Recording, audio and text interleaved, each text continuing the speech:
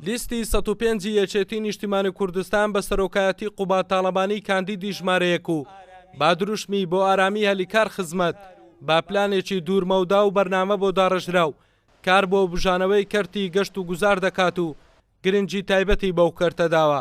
ئەو لەوێتەکانی وەکو گەشە پێدان، وەکو گرنگیدان بە کەرتی کشت و کاڵ، وەکو گرنگیدان بە گەشە پێدانی پیشەسازی، وەکو گرنگیدان بە گەشە پێدانی کەرتی گەشتیاری و سیاحی. بەم هەنگاوانە ئێمە ئابووری کوردستان هەمە جۆرەکەین، چونکە ئابووریەکی هەمە جۆر ئابووریەکی بەهێزە. ئێمە بە قووەتی ئێوە، بە قووەتی ئابووریەکی بەهێزەوە ئەتوانین خزمەت گوزاریەکی باشترپان پێشکەشکەین. ئێمە ئەمانە تەنها وەکو شعار پێشکەشی ئێوە ناکەین، ئێمە خاوەنی وعدی خۆمانین، خاوەنی بەڵێنی خۆمانین، چکن جەماوەری تێکۆشەری وەکو ئێوەمان هەیە، چکن کادری تێکۆشەری وەکو ئێوەمان هەیە.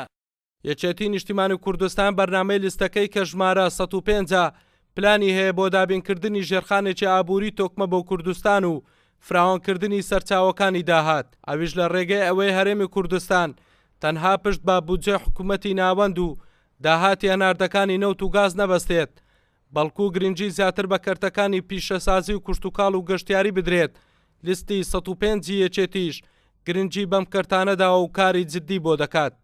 ئەو سێ دروشمەی کە هەڵمان گرتووە لە لیستی 105 یەکێتی نیشتیمانی کوردستان کە ئەویش ئارامی و هەلیکار و خزمەتە کە زۆر شاملە هەموو کاکانی هەموو مەجالەکانی ژیانی کۆمەلگای کوردی دەگرێتەوە، لەوانەش گەشت و گوزار.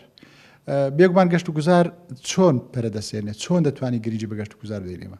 ئێمە دەتوانین لە چوارچێوەی ئارامیەکی تەواودا ئەو هەلە بقۆزینەوە. بێگومان ئەوەش بە لە یەکێکە لە بەرنامە هەر ئاساسیەکانی یەکێتی نیشتیمانی کوردستان پێشتریش لە مەسەلەی زامنکردنی ئارامی ئێمە ئەوەمان کردووە، بەڵام تا چەند ڕۆیشتوین بە هیوان لە داهاتوو ئەو پەیامە تەواو بکەین. یەکێک لە کارنامەکانی یەکێتی نیشتیمانی کوردستان بۆ پەرلەمان ئەوەیە لە بەرنامەکەیدا هەیە بۆ ئەوەی گەشت و گوزار زیاتر پەرە بستێنێت و داهاتێکی باش بەدەست بێنێتن. ئەو ئەو گەشت و گوزارانە ئەو شوێنانە بگەڕێنەوە بۆ مڵکی گشتی بۆ سەر هەرێمی کوردستان.